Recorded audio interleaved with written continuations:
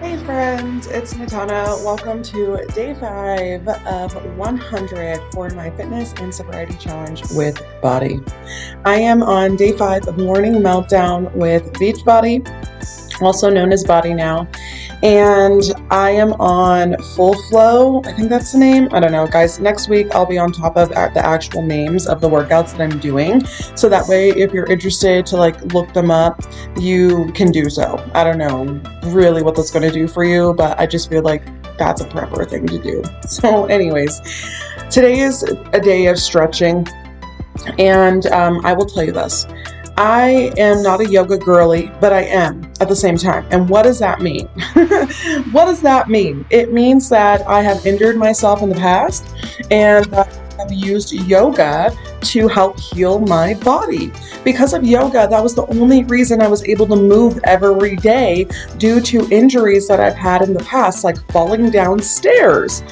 I've fallen downstairs a few different times in my life. The last time I'm amazed I stayed alive. Anyways, that's a whole nother story for a whole different day. Talk about a near-death experience without going to the light, because I don't need to know, something like that. At least I don't think I do, because I already knew. I don't know. It's a long story. Anyways, I'm not trying to get into some big conceptual conversation right now within 10 minutes, okay? So, yoga resentfully was my practice in the past because it was the only thing that helped me move. I'm definitely a Tai Chi girly. I love me some flow in Tai Chi. Ooh, yummy. Let me take a sip of this coffee. So with that said, when I was in massage school, I had a 10-month practice of yoga and I didn't know it. I had no clue that I had a 10-month practice of yoga. So from 4th grade to my junior year of high school, I played softball. So I stayed at least active half part of the year for softball, or at least 1/4 of the year for softball. And then, summertime and recreational activities, whatever. So then I got out of high school and I started massage school at the age of 18. Massage school was for 10 months.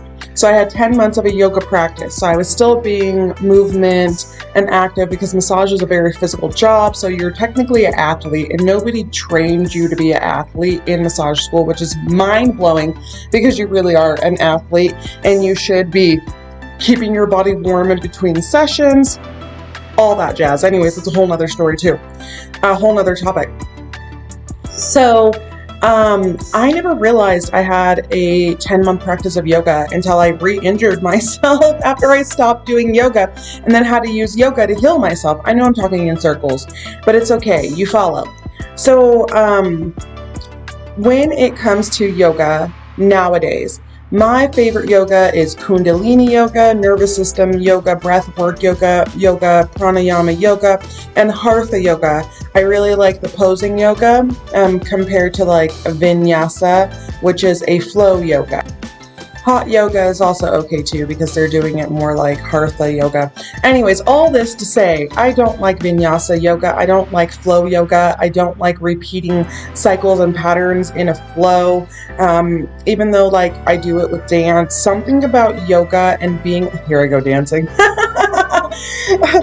That was not in the program. Obviously, none of these stretches really are in the program. I'm only doing a few of the stretches in the program, but I was feeling good and I was listening to a prophetic message in the morning as I do. And I was really feeling that prophetic message, and so I was dancing to it. So yeah, I don't know what it is about my emotions that really dislike that building flow. It's like you do one move and then you do another move after you repeat that first move.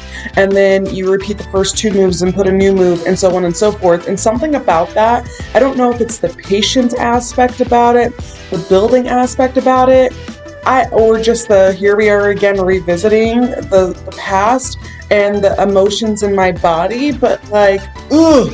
And I'm sure that means I should really do it, because if my body's that resistant to it, I should probably do it. And I don't need to should myself either, but I could probably do it. Anyways, guys, geez, that took me how long to share? Man, anyways. So it's Tuesday. It's Tuesday, guys. Yesterday was a little bit of a quote-unquote manic Monday.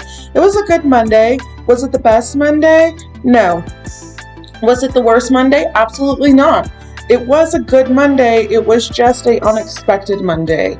And I don't enjoy those types of Mondays, but luckily I'm the type of person that sets myself up for success as much as possible due to anxiety. Yay, anxiety! And you know, if it wasn't for anxiety, I probably would have been a late person and shit would have went south and my day would have been probably ruined. So anxiety for the win when it comes to planning. I had an acupuncture appointment and the person told me it's only going to take an hour, and I just did not believe him. I was like, listen, it should take 90 minutes for one session, so I don't know why you're telling me an hour. And then secondly, we're going to be doing this food mapping on top of it, so like I'm nearly positive this is going to take a lot longer, okay? And so they were late taking me back, so there was that. That should have only kicked off maybe like 15 minutes behind, okay? 20 at the most. So here we are rolling into like that 90-minute territory that like I had thought, okay? And so then they tell me, oh, we only have 25 minutes, I'll be back. And then they realized that they needed to do the food mapping. And so they didn't leave, they stayed in and did the food mapping and then left me for probably like 30 more minutes. Or longer, because by the time I got out, it was 2 hours. I was there for 2 hours. It's so frustrating to me when people quote you a time. They've been doing this job for God knows how long, and they tell you, oh, an hour, and you are behind by a whole extra hour. Me being in the service industry, providing services and having to keep on a schedule like that is unacceptable. That's unprofessional. That's inappropriate. You didn't even apologize for wasting my time and assuming that I could just be there for that long. And maybe you forgot that you told me that it would only be an hour. I asked so many times because I just wholeheartedly did not believe that this was going to take an hour. So anyways, I'm not angry at the people. It's just, what the fuck, man? What the fuck? We have this full moon coming here on Friday. And Jesus, take the wheel. Do you feel this Aries full moon just grabbing you by the horns and being like, I'm coming in? I don't think it's going to be chaos. It's the fire, you know, like passion, energy. It's coming in. I looked at my Hawaii calendar and I had from yesterday 36 days left until my Hawaii trip. I'm almost at my 30-day countdown for my Hawaii trip. And I was like, oh snap. I need to order the Hawaii clothes that I want to wear, which I don't need, but I want to wear. I need to book my waxing that I don't need, but I want to get done. You know, like I need to make sure that I get all my ducks in a row.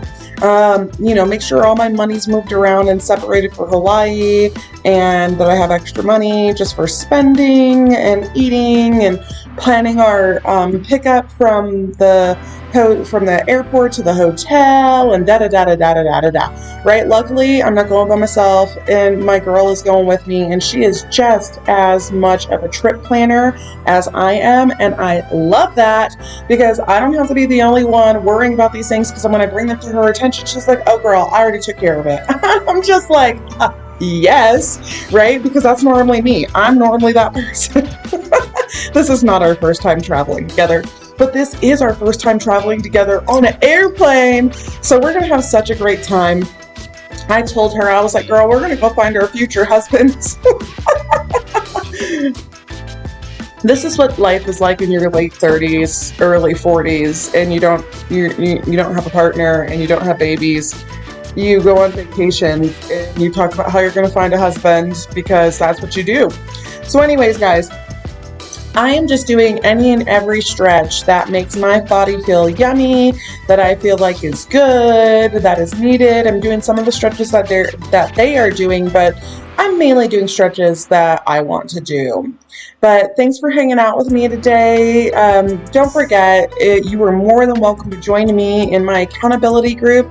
If you've lasted this long in my rants, I'm hosting a 90-day sobriety and fitness challenge to end out the year of 2023, starting October 3rd. If you're interested in joining, go ahead and check out the not the comments below, but the info below that I can't think of what it's called. I keep wanting to call it the description box, and I know that's not true.